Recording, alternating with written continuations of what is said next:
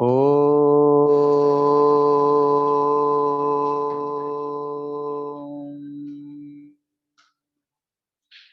गीता हृदय भगवान का सब ज्ञान का शुभ सार है। इस शुद्ध गीता ज्ञान से ही चल रहा संसार है।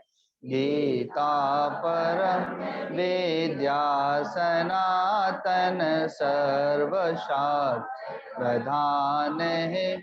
पर ब्रह्म रूपी मोक्षकारी नित्य गीता ज्ञान। यह मोह माया कष्टमय तरना जिसे संसार हो, वह बैठ गीता नाव में सुख से सहज में पार हो। संसार के सब ज्ञान का यह ज्ञानमय भंडार है।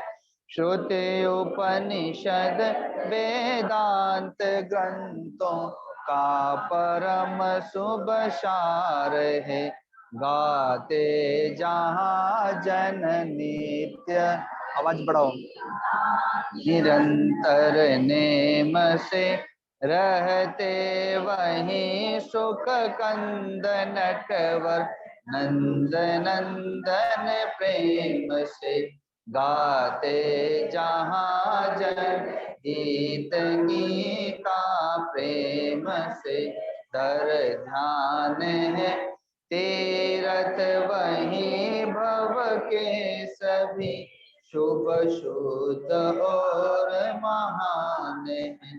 धरते हुए जो ज्ञान गीता ज्ञान का तन छोड़ते, लेने उसे माधव मुरारी आप ही उठ दौड़ते। सुनते सुनाते नित्य जो लाते, इसे व्यवहार में पाते परम पद ठोकरे खाते नहीं संसार में।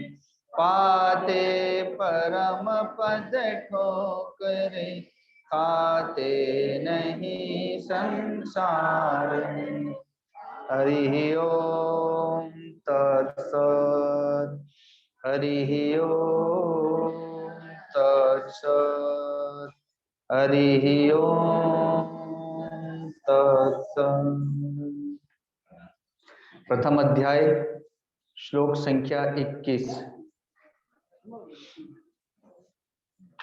जिन लोगों के पास गीता जी है, गीता जी का प्रथम अध्याय श्लोक संख्या 21 निकालेंगे।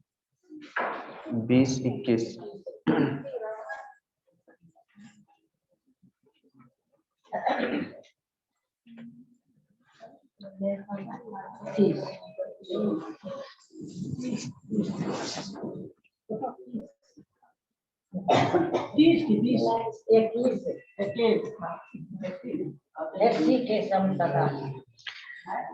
ऋषिकेशं तदा वाक्य मिदमाह महीपते। भक्तुवाच सेनयोरुभयोर्मध्ये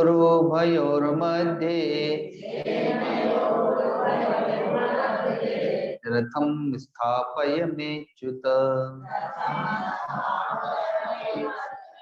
यावदेता निरीक्षेऽहम् योद्धुकामानवस्थितान्। कैर्मया सह योद्धव्य मस्मिन् रणसमुद्यमे। योत्समानान् वेक्षेऽहम् य एतेऽत्र समागताः धार्तराष्ट्रस्य दुर्बुद्धेर् युद्धे प्रियचिकीर्षवः। संजय उवाच एवमुक्तो ऋषिकेशो गुडाकेशेन भारत सेनयोरुभयोर्मध्ये स्थापयित्वा रथोत्तमम्। भीष्मद्रोण प्रमुखतः सर्वेषां च महीक्षिताम्। उवाच पार्थ पश्यैतान् समवेतान् कुरुनिति। तत्रापश्य स्थितान् पार्थः पितॄनथ पितामहान् आचार्यान् मातुलान् भ्रातॄन् पुत्रान् पौत्रान् सखींस्तथा श्वशुरान् सुहृदश्चैव सेनयोरुभयोरपि। तान् समीक्ष्य स कौन्तेयः सर्वान् बन्धूनवस्थितान् कृपया पर्याविष्टो विषेदन्निदमब्रवीत्। अर्जुन उवाच दृष्ट्वेमं स्वजनं कृष्ण युत्सुं समुपस्थितम् सीदन्ति मम गात्राणि मुखं च परिशुष्यति वेपथुश्च शरीरे मे रोमहर्षश्च जायते गांडीवं संस्थिते हस्तात् त्वक्चैव परिदह्यते न च शक्नोम्यवस्थातुं भ्रमतीव च मे मनः। हरिः ओम तत्सत्। हरिः ओम तत्सत्। हरिः ओम तत्सत्। यह श्रीमद् भगवद गीता ब्रह्म विद्या है जो अधिकारी को प्राप्त करके भगवान देते हैं।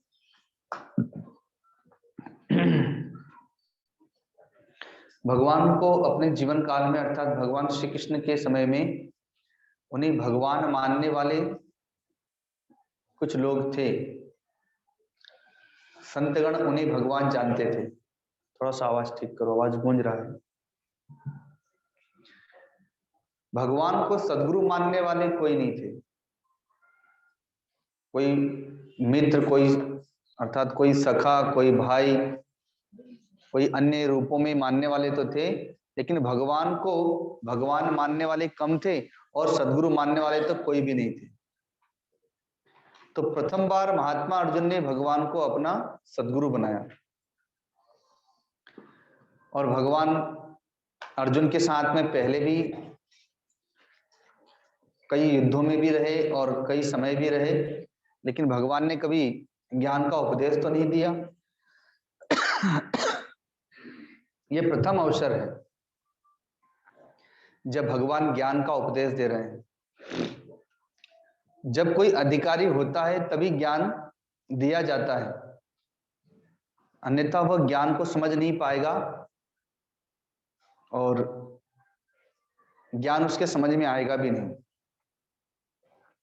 छोटे बालक को एक लोटा जल लाने के लिए कहा जाता है, एक बाल्टी जल लाने के लिए नहीं कहा जाता, क्योंकि उसकी शक्ति सामर्थ्य को हम जानते हैं। तो वैसे ही बुद्धि की शक्ति सामर्थ्य को भगवान जानते हैं, अतः इस कारण से पहले ही उपदेश नहीं दिया। देश काल अवसर पर जब श्रद्धा उत्पन्न हुई, भाव उत्पन्न हुआ, वे अधिकारी हुए, तब जाकर के भगवान उन्हें गीता जी का उपदेश देते हैं। भगवान 18वें अध्याय के अंतिम चरण में कहेंगे भी कि जो श्रद्धावान नहीं है उसे गीता जी का ज्ञान नहीं देना चाहिए, जो तपस्वी नहीं है उसे गीता जी का ज्ञान नहीं देना चाहिए, जो भक्त नहीं है उसे गीता जी का ज्ञान नहीं देना चाहिए, जो सदगुरु में, संतों में, भगवान में श्रद्धा नहीं रखते बल्कि उनमें दोषारोपण करते हैं, द्वेष भाव रखते हैं, उन्हें गीता जी का ज्ञान नहीं देना चाहिए। जो श्रद्धा भाव से संपन्न हो, जो तपस्वी हो, जो सुनने के जिज्ञासु हो, जो अधिकारी हो, उन्हीं को गीता जी का ज्ञान देना चाहिए। भगवान 4थे अध्याय में कहेंगे भी कि मैंने इस ज्ञान को भगवान सूर्य को दिया था सृष्टि के आदिकाल में, तुम मेरे भक्त और प्रिय सखा हो, अतः अब तुम्हें अधिकारी जान करके वही ब्रह्म विद्या मैं तुम्हें भी देने जा रहा हूं। यह ब्रह्म विद्या अर्थात श्रीमद् भगवद गीता धर्म प्रदान करती है, अर्थ प्रदान करती है, काम प्रदान करती है और मोक्ष प्रदान करती है, अर्थात चारों पुरुषार्थों को देने वाली है। धर्म का तात्पर्य है स्वधर्म का बोध कराती है। 3रे अध्याय में भगवान कहेंगे श्रेयान स्वधर्मो विगुण परधर्मा स्वनुष्ठितात् स्वधर्मे निधर्म श्रेय परधर्मो भयावह। एक सदगुरु अपने शिष्य के साथ में नौका में बैठ करके कहीं जा रहे थे, नदी पार कर रहे थे, तो और भी नौका में लोग बैठे हुए थे, नौका चल रही थी, उसमें कुछ शरारती बच्चे भी बैठे हुए थे उद्दंड प्रकृति के। तो नौका चल रही है, गुरुजी ऊंचे आसन पर हैं, शिष्य नीचे बैठा हुआ है और भी लोग बैठे हुए हैं। तो जो शरारती लड़के थे, जो उद्दंड प्रकृति के थे, वो उठ करके उस शिष्य के पास चले आए। तो साधु 2 प्रकार के होते हैं, या तो वे पूरे बाल रखते हैं और या तो फिर मुंडन कर देते हैं। उन लोगों का भी मुंडन ही था। तो वे जो उद्दंड लड़के थे वो उस शिष्य के सिर पर हाथ फेरते थे और कभी कभी उंगलियों से इस प्रकार से प्रहार भी करते थे और हंसते रहते थे, लेकिन वो शिष्य कुछ नहीं बोल रहा था, वो फिर भी समशांत ही था, उनकी तरफ देखता भी नहीं, वो बस जैसे सिर नीचे था वैसे ही सिर नीचे किए रहता है। धीरे धीरे, और गुरुजी सब देख रहे हैं लेकिन गुरुजी भी कुछ नहीं कह रहे, अन्य लोग भी देख रहे हैं, वो लोग भी कुछ नहीं कह रहे। अब धीरे धीरे नौका इस पार से उस पार तक पहुंच गई, सब उतरने लगे बारी बारी से। तो देखा होगा नौका से जब उतरते हैं तो नौका डगमगाती है, बड़ी सावधानी से उतरना पड़ता है। तो बारी बारी से सब लोग उतर रहे थे। जो उद्दंड बालक था जिसने प्रहार किया था, अब उसकी बारी आई, तो जैसे ही वो निकलने लगा तो नौका हिलडुल रही थी, बस उसका बैलेंस बिगड़ गया और वह गिर गया। और जैसे ही गिरा तो नौका में एक कील निकली हुई थी, वो उसकी छाती में ही जाकर के कील लगी और उसका वहीं प्राणांत हो गया। तो गुरुजी ने अपने चेले को एक थप्पड़ मारा, कहा कि बस हो गई शांति, मार दिया उसे। तो चेले ने कहा गुरुजी मैंने क्या किया? कहा जब वो तुम्हें प्रहार कर रहा था तो उसी समय तुमने उसका विरोध क्यों नहीं किया? तुमने सहन कर लिया, इसलिए प्रकृति को सहन नहीं हुआ तो प्रकृति ने दंड दे दिया। भगवान को सहन नहीं हुआ, भगवान ने दंड दे दिया। तो शिष्य ने कहा गुरुदेव आप यहां पर बैठे हुए थे, तो जब गुरु उपस्थित हो तो शिष्य का धर्म नहीं है कि वो अपने ऊपर प्रहार करने वाले को या अपने निंदा करने वाले को, गाली देने वाले को कुछ कहे। आपको वो कहता तब मेरा धर्म बनता वहां पर, लेकिन जब आपको नहीं बल्कि मुझे कह रहा है तो फिर वहां आप थे, इसलिए मेरा धर्म नहीं था कुछ कहने का। तो गीता जी हमें स्वधर्म का बोध कराती है कि हमारा धर्म क्या है, पुत्र का धर्म क्या है। भगवान श्री राम पुत्र के स्थान पर हैं, तो माँ पिता ने कह दिया कल तुम्हें राज्य दिया जाएगा, और अगले दिन माँ ने कह दिया कि जाओ तुम्हें 14 वर्ष के लिए वनवास दिया जाता है। तो पुत्र का धर्म है माता पिता की आज्ञा का पालन करना। तो भगवान श्री राम ने एक बार भी नहीं पूछा कि मेरा क्या अपराध है, क्या दोष है, मुझे क्यों वन में भेज रहे हैं, बल्कि प्रणाम की और चले गए। तो वह स्वधर्म, यह श्रीमद् भगवत गीता हमें सिखाती है कि पुत्र का धर्म क्या है, माता पिता का धर्म क्या है। आजकल माता पिता का धर्म क्या हो गया है कि माता पिता बालकने बुलावई उदर भरे के सीख सिखावई। आजकल तो बस पेट भरने की शिक्षा देते हैं माता पिता, पाल पोस के बड़ा भी करते जाते हैं और पेट भरने की शिक्षा देते हैं कि ऐसे नौकरी करना या ऐसे सर्विस व्यापार करना, अर्थात पेट भरना की जो भी प्रक्रिया हो बस वही बताते हैं। अध्यात्म के लिए या संस्कार की शिक्षाएं भी तो देना चाहिए। तो माता पिता का धर्म क्या है? राजा जनक ने 2 पुत्रियां हैं उनकी, एक पृथ्वी देवी से प्राप्त हुई हैं भगवती सीता और एक उर्मिला। उनके भ्राता की 2 पुत्रियां हैं मांडवी और श्रुतकीर्ति। तो चारों पुत्रियों को उन्होंने इस प्रकार से संस्कार से सुसज्जित किया है कि कोई पुत्र भी उनकी समानता नहीं कर सकता। जो तपस्वी हैं, त्यागिनी हैं और अपने स्वधर्म को जानने वाली हैं कि बेटी का धर्म क्या होता है, बहू का धर्म क्या होता है, बहन का धर्म क्या होता है, पत्नी का धर्म क्या होता है, वो उस धर्म को जानती हैं और उसका ही पालन करती हैं। आज विद्यालय में शिक्षा थोड़ी दी जाती है धर्म की शिक्षा, ये शिक्षा तो घर पे ही प्राप्त होगी। ये शिक्षा तो संस्कार तो माता पिता आदि के द्वारा ही प्राप्त होगा। पीछे और बिछा दो।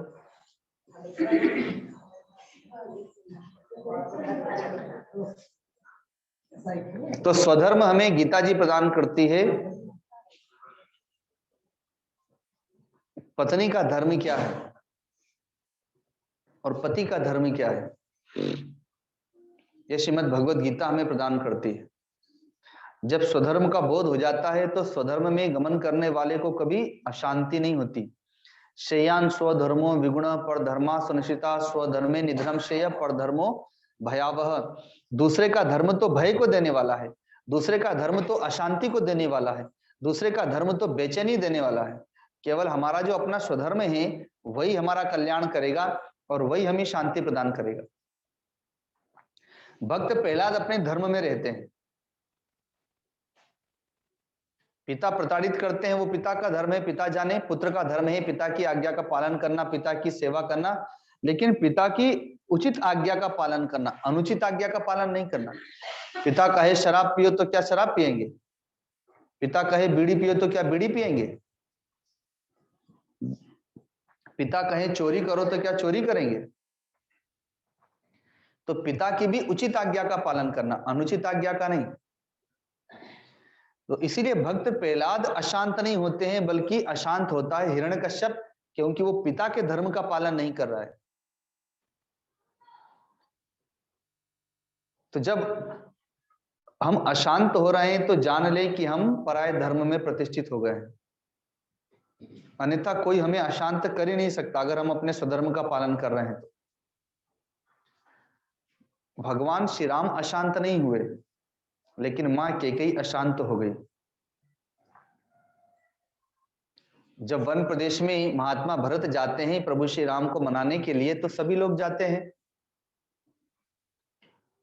तो मां कैकेयी को लज्जा आ रही है कि मैं राम से कैसे मिलूंगी, मेरे कारण से आज इतना बड़ा उपद्रव हो गया, भरत जी ने भी त्याग कर दिया है मां कैकेयी का। लेकिन जब वहां पर गए तो प्रभु श्री राम सबसे पहले मां कैकेयी से ही मिलते हैं, मां कौशल्या से और मां सुमित्रा से नहीं मिलते, क्योंकि वे जानते हैं कि मां अवश्य विकल होगी, अब पश्चाताप हो रहा होगा, ग्लानि हो रही होगी, और सारी अयोध्या ने मां कैकेयी का त्याग कर दिया होगा। और वही हुआ।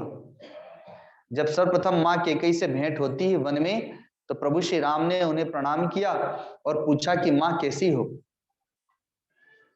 तब मां कैकेयी कहती है कि हे राम, अब मुझे आश्वासन मिला, क्योंकि आज तक अयोध्या में ऐसा कोई भी पूछने वाला मेरे पास में नहीं रहा, सबने मेरा परित्याग कर दिया। राम विरोधी का कौन हो सकता है? जो राम जी से विरोध करेगा उसका कौन कौन हो सकता है? सब त्याग कर देगा उसका। तो वही माँ कैकेयी के साथ में हुआ कि सब लोगों ने त्याग कर दिया। तो कहती हैं कि आज कोई मुझसे पूछ रहा है कि मैं कैसी हूं, मैं तो किसी से अपना दुख कह भी नहीं सकती। रात्रि में विश्राम करते समय भगवती सीता अपनी माताओं, अपनी सासों की सेवा करने के लिए आती हैं, उनके चरण दबाती हैं, चरण सेवा करती हैं। तो माँ कैकेयी के शिविर में भी गई और वहां भी जाकर के चरण सेवा करती हैं और कुछ भी नहीं पूछती उनसे।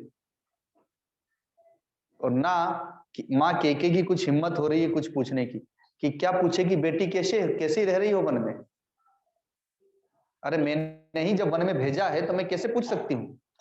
लेकिन फिर भी भगवती सीता का स्वधर्म क्या है, वो अपने माता पिता से मिलने गई, जनक, राजा जनक और माँ सुनैना से। तो सबसे मिल करके और वापस चली आती है यह कह करके कि सासुएं आई हुई हैं, मुझे उनकी सेवा में जाना है। क्योंकि अब बहू का धर्म श्रेष्ठ है, अब बेटी का धर्म नहीं रह गया माता पिता की ओर देखना। तो वहां जाकर के अपनी सासुओं की सेवा करती हैं। तो माँ कैकेयी को लज्जा आ रही है कि जिस बहू को मैंने वन में भेज दिया वो वन में भी मेरे आने पर मेरी सेवा कर रही है, जैसे महल में करती थी वैसे यहां भी कर रही है। तो बहू अपने स्वधर्म का पालन कर रही है इसलिए वो शांत है, लेकिन माँ कैकेयी ने अपने स्वधर्म का पालन नहीं किया इसलिए वो अशांत है।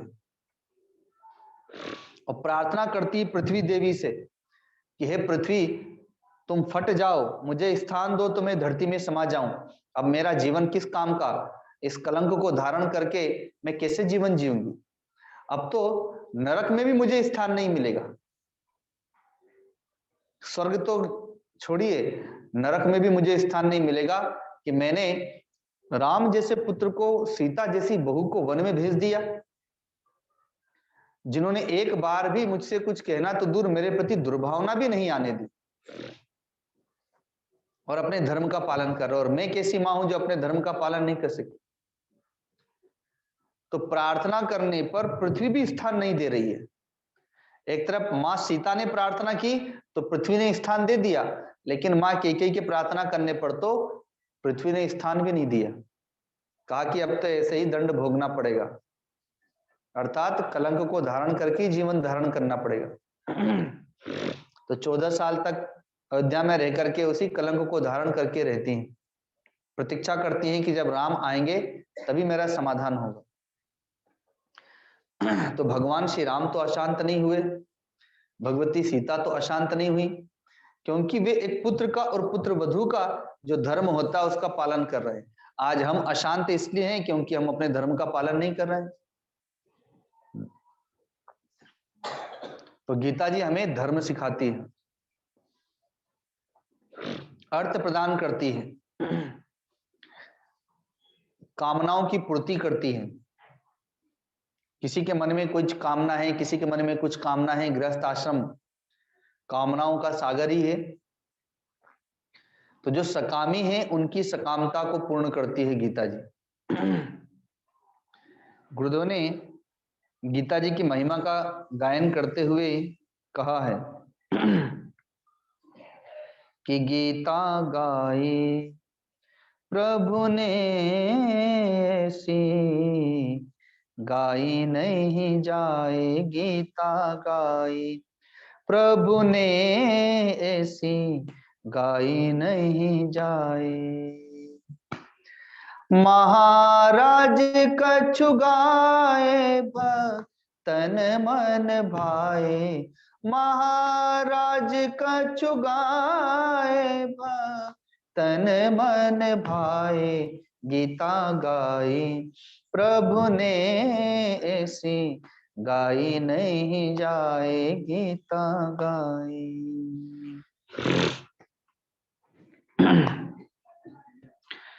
तो इसी महिमा का गायन करते हुए कहते हैं, अंधा भी देखे बहरा सुने भी, अंधा भी देखे बहरा सुने भी, लंगड़ा चले और लूल्हा करे भी, लंगड़ा चले और लूल्हा करे भी, पढ़े रंग गीता तो राजा हो जाए, पढ़ता रहे तो परम पद को पाए, पढ़े रंग गीता तो राजा हो जाए, पढ़ता रहे तो परम पद को पाए, महिमा महाराज भैरवी में गाए, महिमा महाराज भैरवी में गाए, जो प्रभु को सहज ही भाए,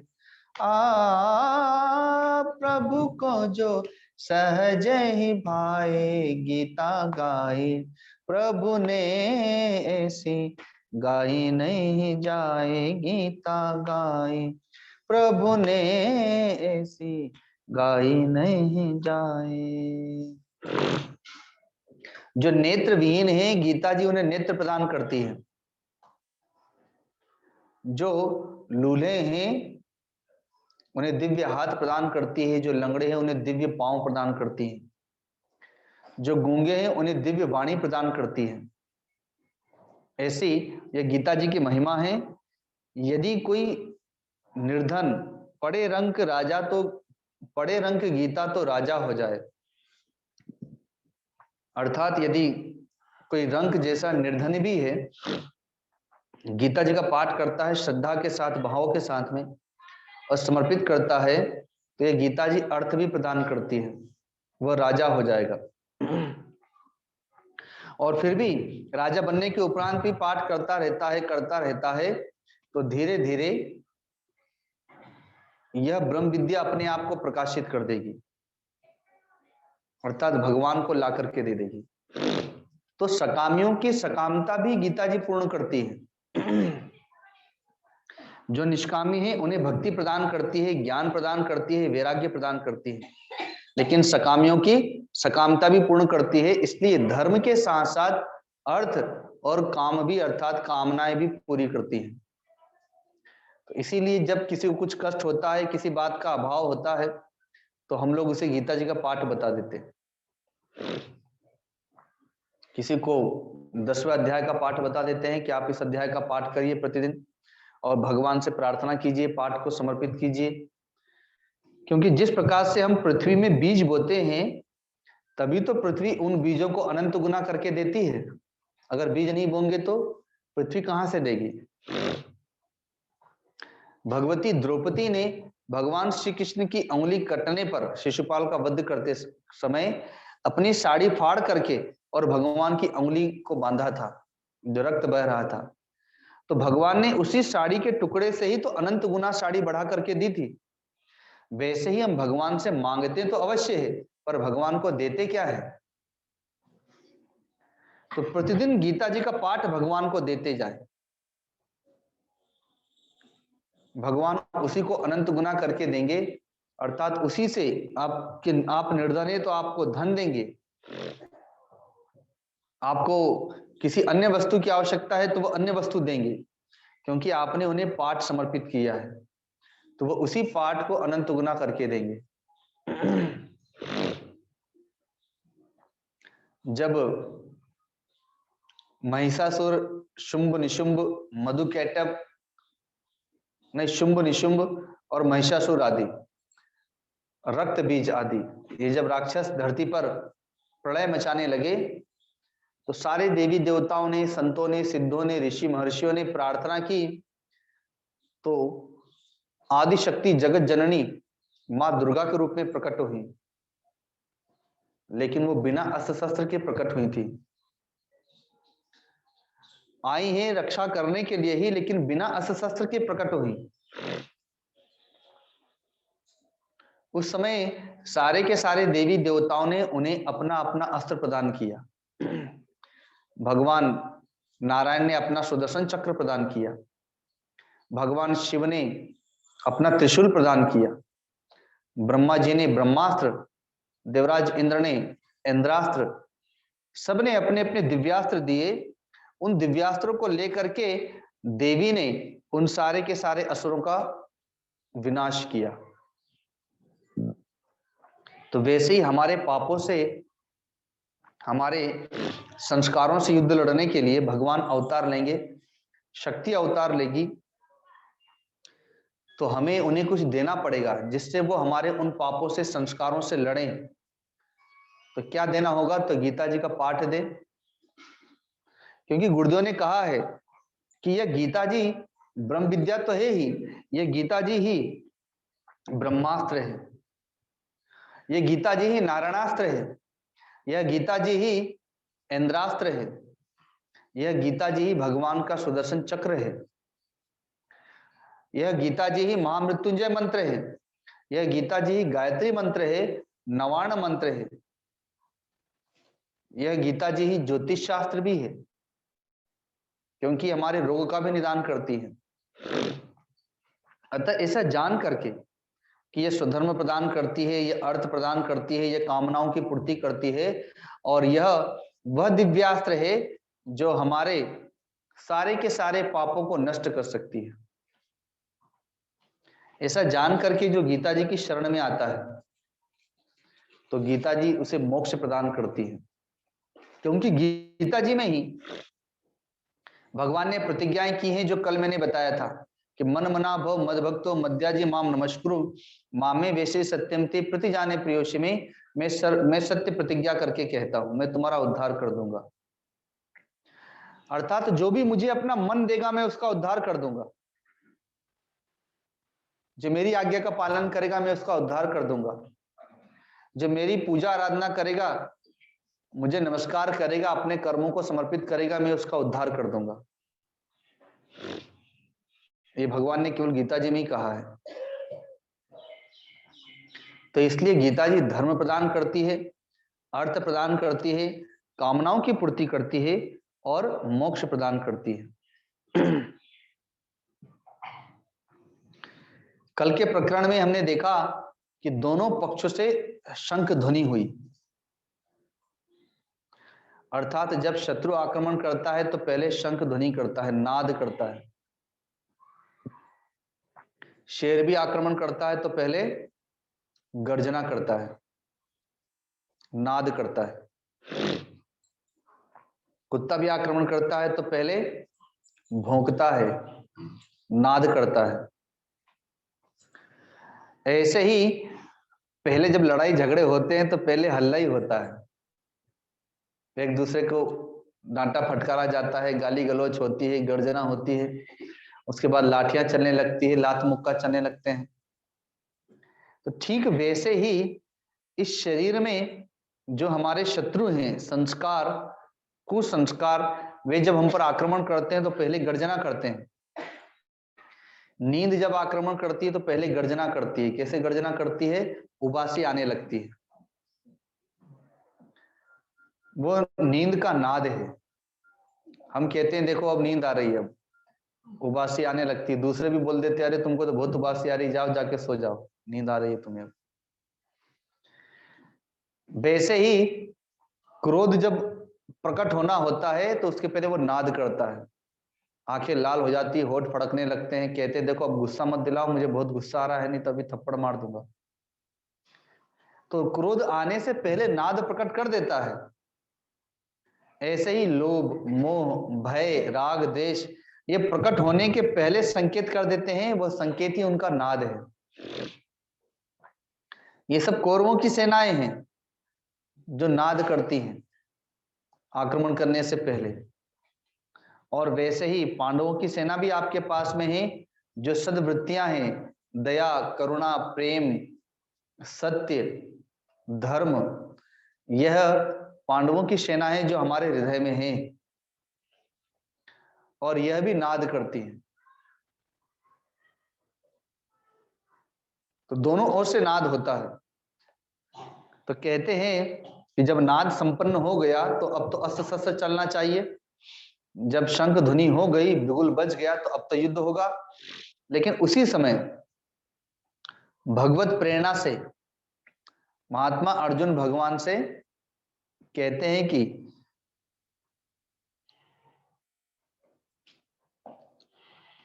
हे राजन, संजय ने कहा कि हे राजन, इसके बाद कपिध्वज अर्जुन ने मोर्चा बांधकर डटे हुए धृतराज संबंधियों को देखकर और उस शस्त्र चलने की तैयारी के समय धनुष उठाकर ऋषिकेश श्री कृष्ण महाराज से यह वचन कहा कि हे अच्युत, मेरे रथ को दोनों सेनाओं के बीच में खड़ा कीजिए।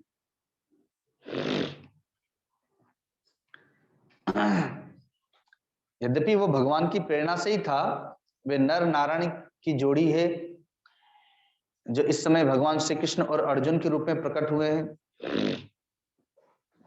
तो भगवान के मन में आया कि मैंने जो सगुण रूप धारण किया और जो दिव्य लीलाएं की, तो भक्तों को तो मेरा चरित्र मिल गया, लेकिन वन में रहने वाले संतों को, ऋषि महर्षियों को तो मैंने कुछ दिया ही नहीं।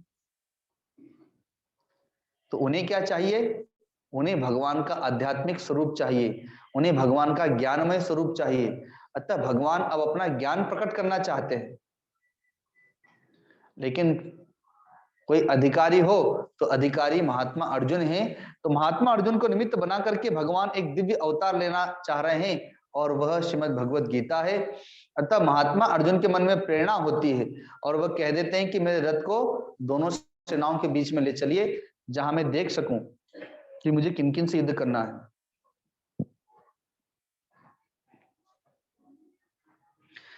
और जब तक कि युद्ध क्षेत्र में डटे हुए युद्ध के अभिलाषी इन विपक्षी योद्धाओं को मैं भली प्रकार देख लूं कि युद्ध रूप व्यापार में मुझे किन किन के साथ युद्ध करना योग्य है, तब तक इसे खड़ा रखिए।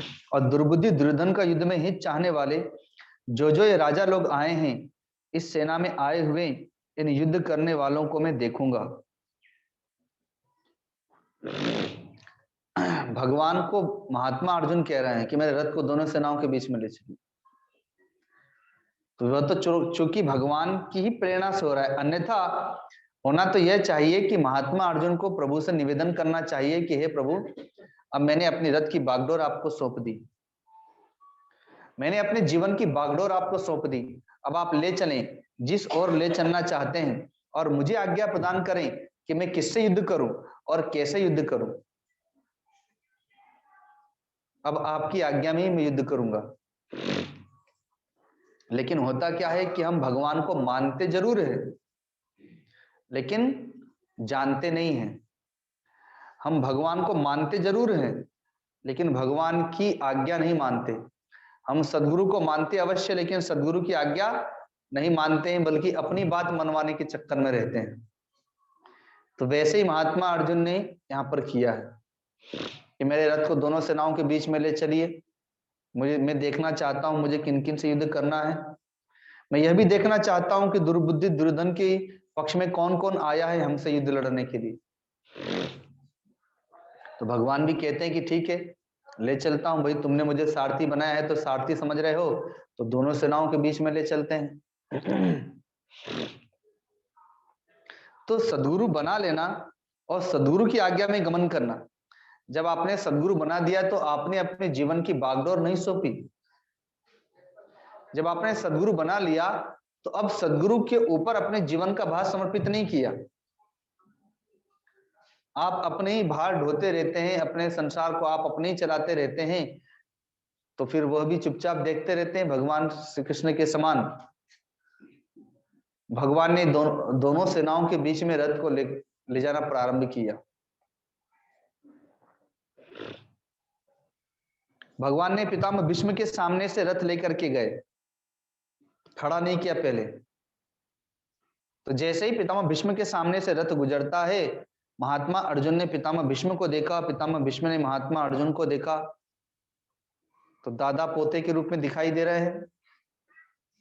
अर्जुन उन्हें दादा के रूप में देख रहे हैं, तो वे उन्हें पोते के रूप में देख रहे हैं। तो बचपन की बातें याद आ गई महात्मा अर्जुन को कि मेरे पिताजी नहीं थे, तो यद्यपि ये मेरे पर पितामह हैं, अर्थात परदादा हैं, लेकिन मैं इन्हें दादाजी दादाजी कहते हुए इनकी गोद में आकर के खेलने लगता था और इन्होंने इतना प्रेम दिया कि मुझे पिता का अभाव नहीं लगा। और इतना ही नहीं, जब हम लोग बड़े हुए तो हमें अस्त्र विद्या सिखाने के लिए उन्होंने कृपाचार्य जी को नियुक्त किया। लेकिन कृपाचार्य जी जो हमारे कुलगुरु हैं, धृतराष्ट्र के कहने में उनसे उन्हें धन मिलता था, अतः इस कारण से हमारी शिक्षा पर ध्यान कम देते थे, कौरवों की शिक्षा पर ध्यान देते थे। तो पितामह भीष्म ने आचार्य द्रोण को हम लोगों का गुरु बनाया अस्त्र विद्या का, इतना हम लोगों से प्रेम करते थे। आज उन्हीं से युद्ध करने चला आया। उधर पितामह भीष्म के मन में आ रहा है कि ये पांडव तो इतने धर्मात्मा पोते हैं मेरे कि कभी भी इन्होंने कुछ अधर्म नहीं किया, और सदा हाय विधाता, सदा इन्होंने कष्ट पर कष्ट ही झेले, लेकिन फिर भी कभी पोते के धर्म का परित्याग नहीं किया, कभी हम लोगों का अपमान तक नहीं किया। इतना सब कुछ हुआ पर कभी अपमान तक नहीं किया, कटु वचन तक नहीं कहे। और 105 पोते हैं पितामह भीष्म के, 100 कौरव और 5 पांडव, लेकिन उन 105 में सबसे प्रिय उन्हें अर्जुन ही है। तो मन में आता है कि देखो विधाता की करनी कि आज अपने उन्हीं प्रिय पोतों के विपक्ष में मैं युद्ध में खड़ा हूं, जो मैंने कभी सोचा भी नहीं था। आगे भगवान रथ को लेके गए, आचार्य द्रोण के सामने से रथ गुजरता है। महात्मा अर्जुन ने देखा गुरुजी मुझे कितने प्रेम से अस्त्र विद्या देते थे बाल्यावस्था में, कोई भी कोर कसर नहीं रखी विद्या सिखाने में, अपने सारे दिव्यास्त्रों को मुझे सिखाया, सारे दिव्यास्त्र मुझे समर्पित कर दिए अर्थात दे दिए, और अपने पुत्र अश्वत्थामा को जो अस्त्र नहीं दिए वह अपने शिष्य को दे दिए, अपने पुत्र से भी ज्यादा मुझसे प्रेम किया। आज विश्व का सर्वश्रेष्ठ धनुर्धारी बना दिया, लेकिन आज उन्हीं पर बाण चलाने चला आया। तो उधर आचार्य द्रोण के मन में आ रहा है कि अर्जुन जैसा मेरा कोई शिष्य नहीं, मेरा पुत्र भी, मैंने परीक्षा लेकर के देख ली कि मेरा पुत्र भी मुझसे इतना प्रेम नहीं करता जितना कि इस अर्जुन ने मुझसे प्रेम किया है। हर प्रकार से परीक्षा लेकर के मैंने देखी,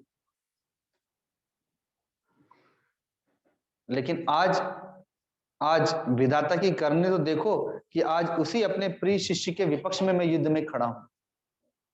बस इसी प्रकार से भगवान एक एक करके सबके सामने से रथ निकालते जाते हैं, इस छोर से उस छोर पर जाते हैं और पुनः उस छोर से इस छोर पर आते हैं और फिर मध्य में खड़ा कर देते हैं रथ को, और कहते हैं कि अर्जुन देख लो, हे अर्जुन इस युद्ध क्षेत्र में डटे हुए इन कौरवों को देख लो। तब महात्मा अर्जुन ने दोनों ही पक्षों में देखा। क्या देखा? तो ताऊ चाचों को, दादों परदादों को, गुरुओं को, मामाओं को, भाइयों को, पुत्रों को, पौत्रों को, मित्रों को, ससुरों को और सुहृदों को देखा, और देख करके अत्यंत करुणा से युक्त होकर शोक करने लगे। भाई युद्ध क्षेत्र में गए थे तो युद्ध में तो जो विपक्षी है वो बैरी है, और जो पक्ष में है वही हमारे स्वजन भाई बांधव, लेकिन महात्मा अर्जुन ने वहां पर विपक्षियों को बैरी के रूप में नहीं देखा, इसलिए उनके मन में मोह उत्पन्न हो गया, और मोह के कारण से शोक संताप उत्पन्न हो गया। बैरियों के रूप में देखते तो क्रोध उत्पन्न होता, द्वेष भावना उत्पन्न होती, युद्ध करने का मन करता, लेकिन देख लिया उन्हें स्वजनों के रूप में, इसलिए वे युद्ध नहीं कर पा रहे। जब हमें पता चले कि पड़ोस में किसी व्यक्ति की ने आकर के चोरी की है, लूटपाट किया है, तो हम भी गाली देंगे कि बताओ गरीब लोग के घर में चोरी कर गया, ऐसा है वैसा है आदि आदि। और जब पता चले कि जो चोर चोरी करने के लिए गए थे उसमें हमारा बेटा भी था, तो अब तो फिर कुछ नहीं बोलेंगे, वहां पर बात को छुपा करके रखेंगे। तो वैसे ही दुर्योधन चोर है, दुर्योधन पापी है, वह दुष्टात्मा है, और उसी का साथ दे रहे हैं पितामह भीष्म, तो चोर का साथ देने वाला तो चोर हो जाएगा, अधर्मी का साथ देने वाला अधर्मी हो जाएगा, पापी का साथ देने वाला पापी होगा। हत्या कोई एक ही व्यक्ति करता है, 10 व्यक्ति रहते हैं, हत्या एक ही व्यक्ति करता है, लेकिन फांसी की सजा तो 10 को सुनाई जाती है, क्योंकि साथ में थे, सहयोग किया था। तो चाहे पितामह भीष्म हो, आचार्य द्रोण हो, कृपाचार्य हो या अन्यान्य, यहां तक कि नकुल और सहदेव के मामा मदराज शल्य भी कौरव पक्ष में चले गए, दुर्योधन ने छल पूर्वक अपने पक्ष में मिला लिया। भगवान ने किसी को क्षमा नहीं किया। जब अधर्म के पक्ष में चले गए तो अधर्मी हो गए, लेकिन उन अधर्मियों को भी महात्मा अर्जुन स्वजनों के रूप में देख रहे हैं। अतः इस कारण से उनके मन में मोह उत्पन्न हो गया, शोक संताप उत्पन्न हो गया। जो जैसा है, यदि उसको उसी रूप में देखा जाए तो फिर हमें वैराग्य उत्पन्न हो जाएगा, स्वधर्म प्रकट हो जाएगा, पर हम देखते नहीं उस रूप में। तो करुणा से युक्त होकर महात्मा अर्जुन यह वचन कहते हैं कि हे कृष्ण, युद्ध क्षेत्र में डटे हुए युद्ध के अभिलाषी इस स्वजन समुदाय को देखकर मेरे अंग शिथिल हुए जा रहे हैं, मेरा मुख सूखा जा रहा है, मेरे शरीर में कंप और रोमांच हो रहा है, हाथ से गांडीव धनुष गिर रहा है और त्वचा भी बहुत जल रही है, मेरा मन भ्रमित सा हो रहा है, इसलिए मैं युद्ध में खड़ा रहने में भी समर्थ नहीं हूं। ऐसी स्थिति हो गई महात्मा अर्जुन। मन भ्रमित हो रहा है कि मुझे क्या करना है क्या नहीं करना है, कुछ सूझ नहीं रहा। त्वचा भी बहुत जल रही है, जब बुखार होता है शरीर में तो त्वचा जलने लगती है, शरीर गर्म हो जाता है, और जब बुखार होती है तो शरीर कांपने लगता है, खड़ा भी नहीं रह पाता व्यक्ति, ठीक से बोल भी नहीं पाता, कुछ कर्म भी नहीं कर पाता। वैसे ही मानो मोह के कारण से शोक संतप्त हुए महात्मा अर्जुन की स्थिति हो गई है।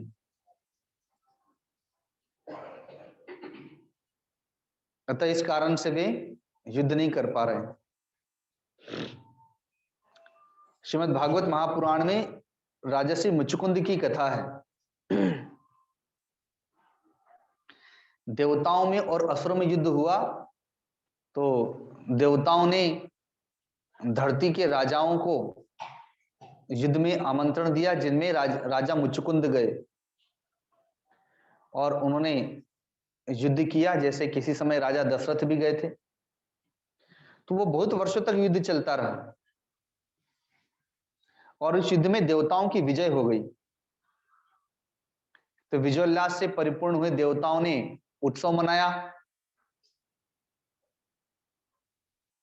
उत्सव समाप्त हुआ तो अब विदाई होने लगी, तो राजर्षि मुचुकुंद भी बड़े प्रसन्न थे, और अभी तक उन्होंने अपना कवच नहीं उतारा था, अपना धनुष अपने कंधे पर ही रखा था, अपने बाणों को अपने तरकश में रखा था कि इसी वेश में जाऊंगा अपने परिवारों से मिलने के लिए। जब समारोह समाप्त हुआ, विदाई होने लगी, तो सब बड़े प्रेम से मिल रहे हैं, लेकिन देवराज इंद्र राजर्षि मुचुकुंद की ओर देख भी नहीं रहे हैं और बड़े उदास हैं। तो मुचुकुंद राजर्षि ने पूछा कि हे देवराज, क्या बात है? अब तो आपको आपका राज्य पुनः प्राप्त हो गया, आपके शत्रु मारे गए, आप प्रसन्न चित्त क्यों नहीं है, क्या कारण है? कहा कि वो बात नहीं है, बात यह है कि अब आपको अपने नगर जाना है, अपने देश में जाना है, इस बात की चिंता है। कहा किस बात की चिंता है? क्या मुझसे मोह हो गया है या मुझसे विशेष प्रेम करने लगे हैं?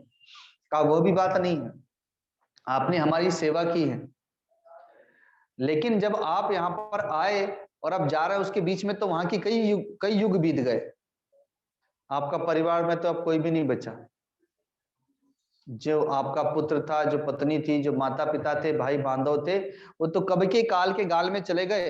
अब तो आपकी पीढ़ी के जो वंश वाले हैं, वो वंश में जो राजा है, जो कई आगे की पीढ़ियां बीत गई, अब वो राज्य करता है। और कहीं कथा कहानी में आपको याद किया जाता है कि हमारे पूर्वज थे राजर्षि मुचुकुंद, जो युद्ध करने के लिए गए, स्वर्गलोक सही स्वर्गलोक चले गए, फिर लौट के नहीं आए।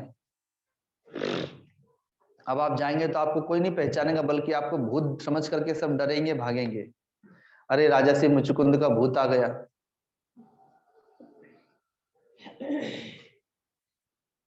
तो राजर्षि मुचुकुंद के हाथों से धनुष छूट गया,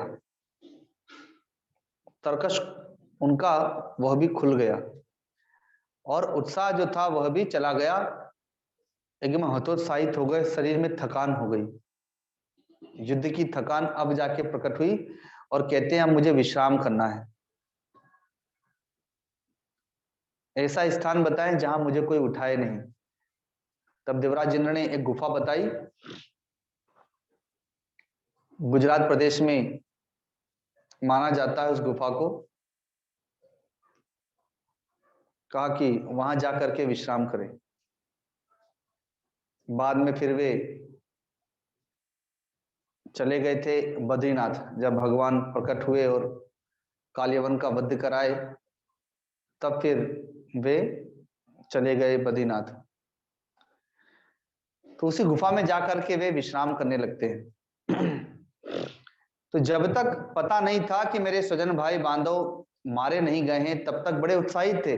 जैसे ही पता चला वैसे ही हतोत्साहित हो गए।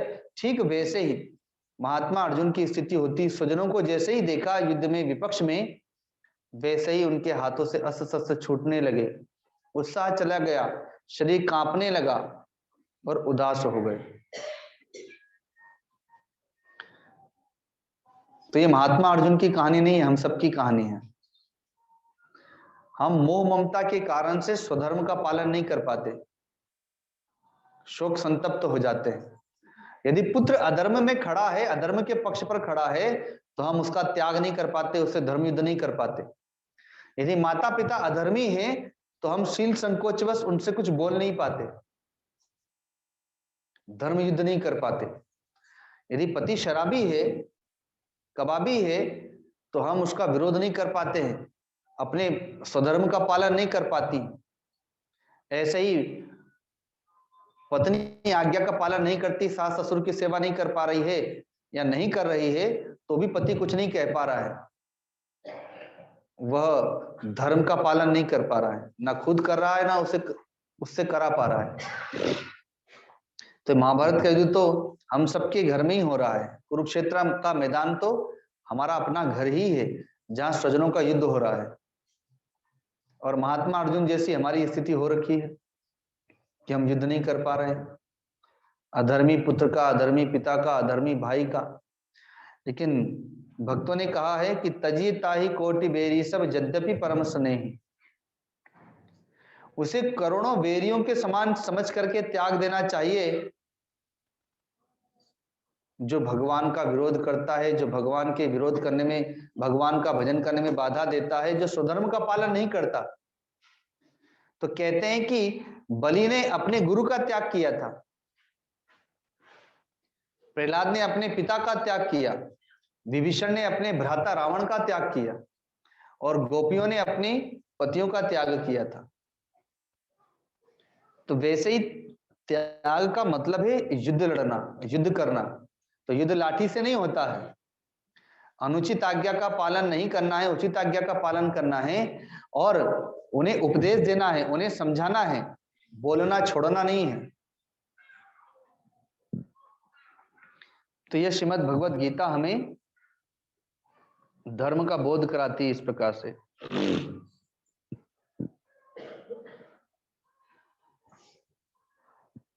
शरणागति हो गीता की जिस दिन, रहने दो, साधु कहाए प्रभु से ही उस दिन, शरणागति हो गीता की जिस दिन, साधु कहाए प्रभु से ही उसी दिन, वर्ण जाति पाति न पूछे ये गीता, स्त्री पुरुष कोई अमृत जो पीता, वर्ण जाति पाति न पूछे ये गीता।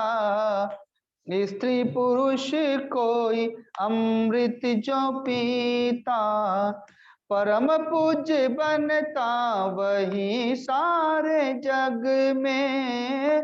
परम पूज्य बनता वही सारे जग में। जन्म मरण मिट जाए, जन्म मरण मिट जाए, गीता गाए प्रभु ने ऐसी गाई नहीं जाए। गीता गाए प्रभु ने ऐसी गाई नहीं जाए। हाँ ज्योति पहन रास घोड़े की कर में, ज्योति पहन रास घोड़े की कर में। सजे स्वर्ण भूषण पीतांबरी में, सजे स्वर्ण भूषण पीतांबरी में। रोते बिलखते जो अर्जुन को पाए, रोते बिलखते जो अर्जुन को पाए। द्रवित चित्त प्रभु ने गीता सुनाई, द्रवित चित्त प्रभु ने गीता सुनाई। दे दी पहेली सारे जगत को, दे दी पहेली सारे जगत को। समझ बूझ जो पाए, समझ बूझ जो पाए, गीता गाई प्रभु ने ऐसी गाई नहीं जाए। गीता गाई प्रभु ने ऐसी गाई नहीं जाए। महाराज कछु गाए, भक्तन मन भाए। महाराज कछु गाए, भक्तन मन भाए। गीता गाई प्रभु ने ऐसी गाई नहीं जाए। गीता गाई प्रभु ने ऐसी गाई नहीं जाए। गीता गाई ऐसी गाई, ऐसी गाई ऐसी गाई। गीता गाई प्रभु ने ऐसी गाई नहीं जाए, ऐसी गाई नहीं जाए, ऐसी गाई नहीं जाए। बोलिए सद्गुरुदेव भगवान की, गीता माता की, गीता विधाता की, श्री कृष्णानंद कंद भगवान की, गौ माता की, गंगा मैया की, सब संतों की, सब भक्तों की, सत्य सनातन धर्म की।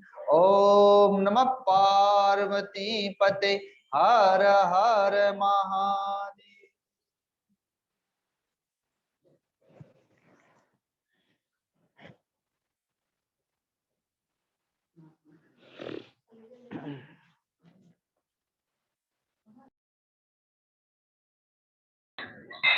आए हम सभी भाव भरा जयकारा लगाते हुए सतगुरुदेव को प्रणाम करें और दोपहर के सत्र में फिर मिले। बोलिए सतगुरुदेव भगवान की जय, आनंद कंद भगवान की जय, गंगा मैया की जय, गौ माता की जय, गीता माता की जय, श्री आनंदेश्वर महादेव की जय, आज के आनंद की जय।